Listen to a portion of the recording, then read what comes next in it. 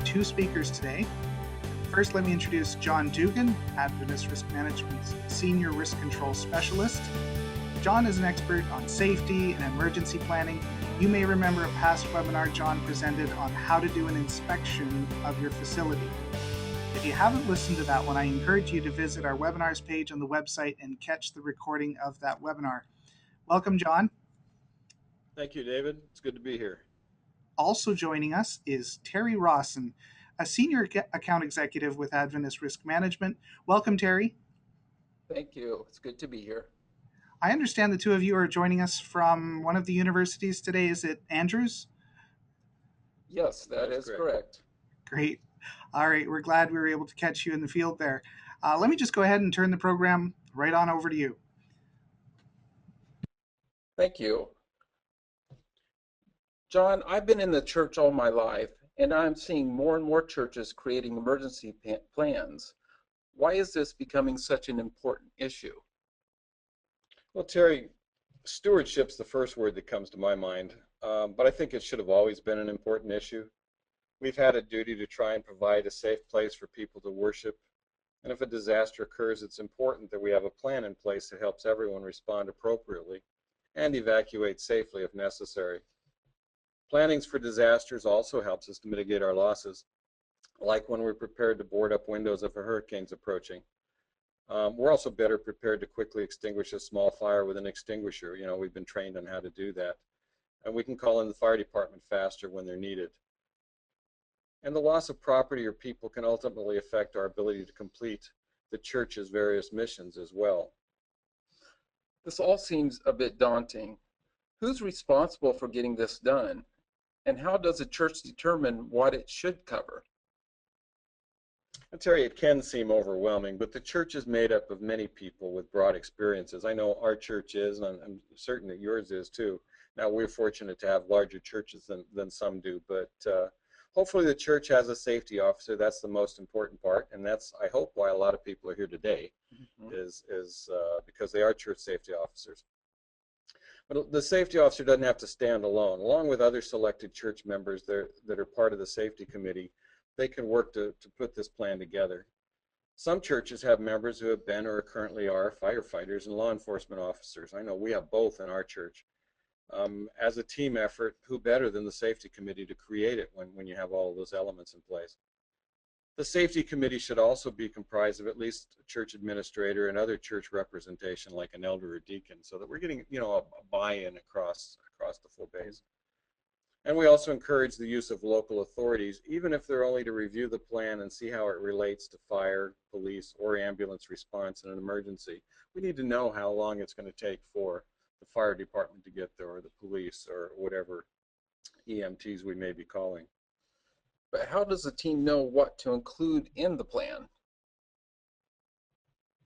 Determining the what isn't maybe as hard as it seems. There's a lot of common events that can occur anywhere, but there's some that we're really usually familiar with, like medical emergencies that may take place.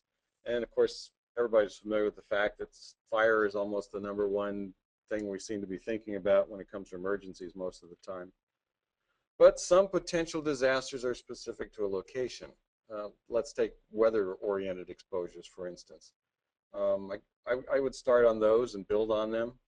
A church might be exposed to such things as earthquakes, like in California, where you and I are from.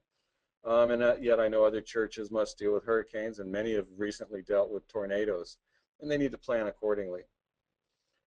It still seems rather intimidating to me.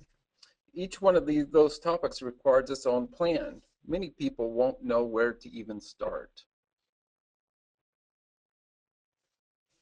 Well, Terry, you know, we have resources that we can go to for our plans. To help make things easier, there's tools we can use, and one of those tools that's hot off the press is from the Federal Emergency Management Agency, or FEMA as we know it. Their new guide, the Guide for Developing High-Quality Emergency Operations Plans for Houses of Worship, helps church organizations do a lot of things, from preparing for disasters to putting protective elements in place to establishing ways we can actually mitigate the effect of losses before and after they occur. and ultimately recover from disasters. Anyone wanting this booklet can go to the FEMA website and download it. So if you'd like it out there, there is an address on our screen that you could use to get it. That screen will be posted up later when I'm not sure how long it takes to get this online, but it'll be there. Or just kind of go to the internet, look for FEMA, and you'll be able to find it on there.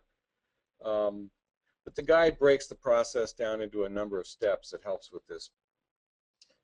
As I think about it, John, Advanced Risk Management does have tools also available for this process on our website, don't we? Yes, Terry, you're correct. At www.adventistrisk.org, for those who haven't been on that website, you can go online there and you'll find different topics that are available. And since today we're probably mostly church, you could just click on church and it'll take you to a lot of the elements and tools that are available there for you. Ours does not provide quite as much of an in-depth description like the FEMA plan does, but what we have done is, while there are some descriptive elements in it, we have more of a template that makes it a little easier for a person to take the template and develop the tool they need for emergency planning. So where do you begin, John? Well, FEMA actually has 6 steps. An organization can break those steps down the same way or combine elements or do whatever it takes to reach the goal of the emergency plan of keeping people safe. But step 1 basically is to form the team we were talking about earlier. What people resources do we have available in our church? As I mentioned, some have people that have got a lot of experience. There may even be folks that have worked in industry or something that have already helped to develop plans. So look around and see if you can find those folks that can help to make this a go. Then you have to make sure you plan regular scheduled meetings to keep the project moving. It can easily slow down and come to a screeching halt out there. It's important that from meeting to meeting to meeting that we make sure that everything keeps flowing. Establish roles and responsibilities based on knowledge and experience, communication skills, adequate church representation. There's pieces of the puzzle that can be broken down. We need to look at identifying the hazards and threats that we face. And like I said earlier, you begin with the most likely occurrences, which are common and which can happen from all kinds of things, from some of the hazards identified in a previous seminar or webinar. But fire, weather, nature related, those kind of things. But don't forget that we also have community exposures. We may live in a neighborhood that's subject to violence and things that occur, that we may have industries there that could have a chemical spill or explosion, or even train or derailments, or truck, if you're near a freeway, you could even have a truck wreck that exposes you to chemicals. And so we have to think about those kind of things and plan accordingly. The FEMA guide includes a sample risk assessment worksheet that we can use to help our team determine the priorities of the various exposures they might have. So it makes things a little easier.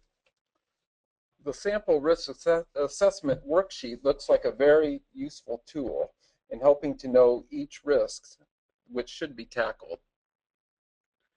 Yes, and in step 3, determining goals and objectives, the team's going to look at needing to decide which exposures they want to initially address.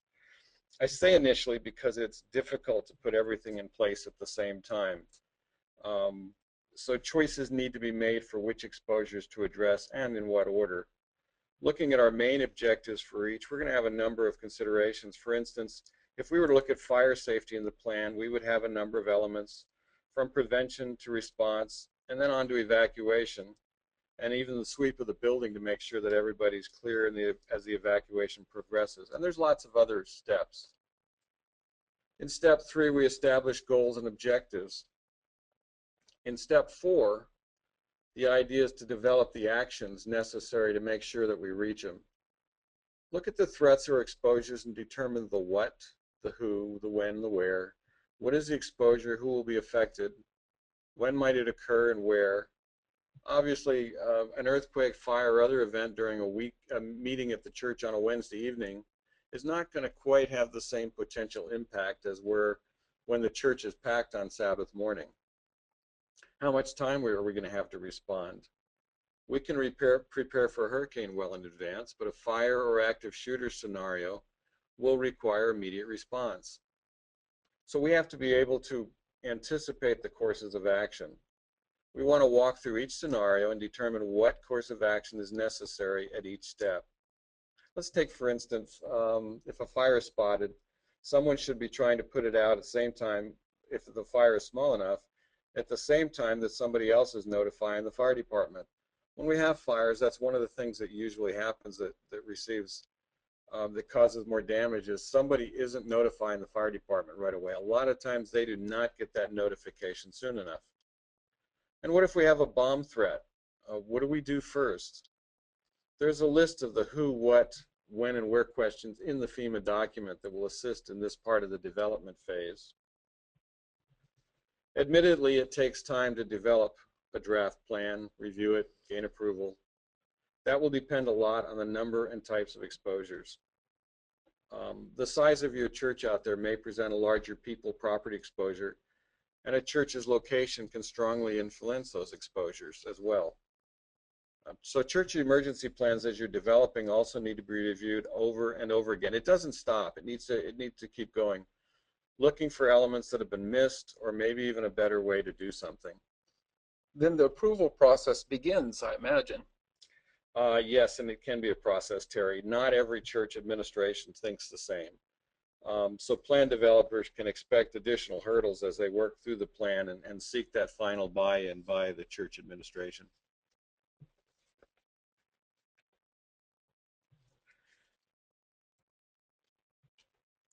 Everyone has a role that needs to be trained and fully understood. So everyone needs a copy of the plan. When we get the plan written, make sure that everyone has that. And they're going to have additional input as it goes along to, as like take for instance, the Sabbath school leader might say that something would work better another way for their department, and so we need to be able to look at those kind of things. Key information like the evacuation routes need to be posted. The responsibilities of the head deacon of the day can also be posted in the deacon's room or other key locations. Familiarize your church members with the plan, particularly the evacuation process. Or in the event of an earthquake, expectations of duck and cover and not evacuating until exit egress is deemed safe and free of electrical or other hazards. Many people want to run out as an earthquake is happening. That's where you read about it over and over again, where people are injured by falling bricks, glass, and other debris. So it's important that we know our plan. We know that it's an earthquake, we duck and cover. It's a fire, we evacuate. Plans need to be exercised. Process can begin with tabletop exercises with the planners and the folks that wrote the plan. Get the administration involved. And then we can move on to drills that train the volunteers and other individuals and assign their particular responsibilities. So ultimately, full-fledged drills that involve the whole church and even the fire department and police need to be considered to give everyone a sense of what would be required during an actual emergency. As a risk manager, John, I know the work is never done when it comes to emergency planning.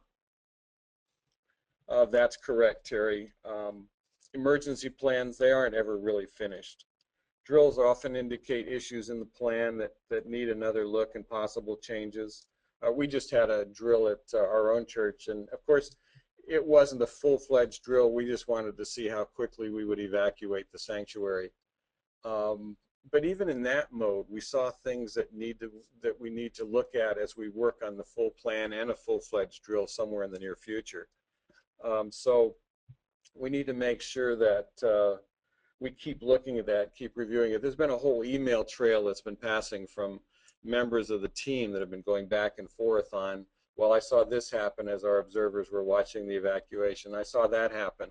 So in our next safety committee meeting, you can be sure we're going to be talking about those, and some of it will affect how our plan is finished off in the development phase. So it goes on. It's a never-ending process. There's always alterations. Even an actual emergency, we'll come back later on and find things that we need to change. And we may have physical property changes. We need to be looking at our plans at least annually and determining, is there something that we need to revise within it? Did we change a direction on where maybe one of our primary or secondary exits is? Do we have processes that need to be changed? Are there phone numbers that have changed because of utility company changes or something like that? So we need to be looking at all of those things. Some listeners out there, John, might be wondering if either of the resources you have mentioned previously discusses violence. Yes, Terry, as a matter of fact, they do. Both of the documents actually address active shooter incidents. Although, again, the information on identifying warning signs and information like that is more in depth in the FEMA document. It's going to be a very useful tool.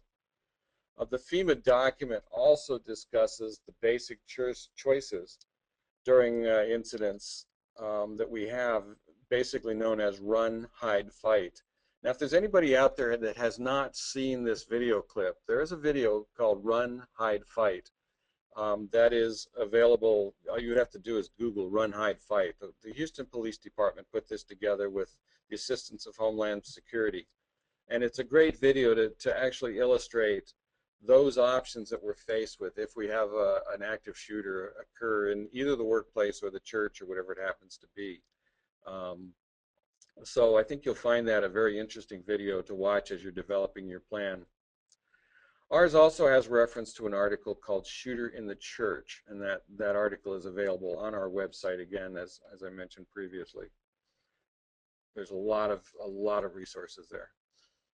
Like the tools ARM provides, I also know there are other resources on our website available to churches developing plans.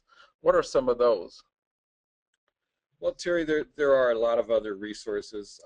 We have actually a link under disaster preparedness that will allow people to go to a number of things, including additional materials from FEMA, the American Red Cross, Occupational Safety and Health Administration. And of course, if you go to the internet, there's so much. It's amazing the resources that are available to us on the internet anymore. I get all kinds of alerts on my phone anymore from the Red Cross, and they had several sites that were available. One dealing with alerts on hurricanes, another one on tornadoes, and then another one on earthquakes. You can go in and set up, what location you want to monitor and things like that. And so if you're living in a particular place that's, say, prone to tornadoes or prone to hurricanes, you can put in your address there, and it will give you updates on what's occurring or if there's something on its way. So there's really a lot of good data there. Well, there's been a lot of material covered here today. It looks like there are lots of tools available there's lots of tools available to develop a workable church plan. Yes, there are. As we close, I think an important thing that we need to remember is there's lots of people before us that have already developed plans and worked out all those kinks. As I know, as we sat down and worked out ours, some of us had experience in this, but the thing is that there's lots of people out there that have already done this kind of thing. The FEMA document and our template, which looked at other plans, can help ease some of the work in that regard. We're not reinventing wheels here. We just instead are taking wheels that are already built and kind of rolling them forward one rotation at a time. And so keep that in mind, that there are a lot of resources that will help us get where we need to go. We don't have to make it as difficult as it may seem. Yes, there are a lot of points that we have to make. There's a lot of things we have to do to make sure we've addressed the hazards and risk exposures before us. But it's not as daunting as it may have seemed, maybe even when we first started. I hope that this presentation has presented things and shows that there is some sources to go to make this easier for you, and I hope you'll find that this isn't as scary as it may seem. David, We've actually covered most of the data we want to cover here. I Great. don't know if anyone has any comments, suggestions they'd like to make. All right. Well, we'll let people formulate their questions and put them in the question box. This is a great time to do that. While you're doing that, let me just go ahead and remind you that the Safety Officer webinar series is an ongoing series. We're presenting one webinar a month. If you missed last month's presentation on transportation, it is available to listen to the recording and look at the slides if you go to our webinar page at adventistrisk.org. The next presentation on our calendar is September 24 at 2:30. That's September 24 at 2:30. And in that presentation, risk control specialist Bill Cochran will be sharing about how to make your church fire safe. So he's going to be going over fire specifically. That is a very important topic for safety officers. So I hope you'll join us on September 24. I don't see any questions in the box here yet. So let me just carry on. If you do think of a question actually later on after we've ended the meeting, don't hesitate to just go ahead and send it to me directly at dfournier@adventistrisk.org. That's dfournier@adventistrisk.org. Also, Terry and John mentioned a lot of resources. These are all located at adventistrisk.org, and most of them can be found in the prevention section of our website there. But I want to point out another really key resource for you that I hope you'll subscribe to, and that's our free email newsletter called Solutions. We send out an email once a week, so we're not spamming you or barraging you with too much information, but it's always on safety related concepts or liability issues and those kinds of things, right? So this is really relevant stuff for all safety officers. Um, I encourage you to sign up for free for that on our website.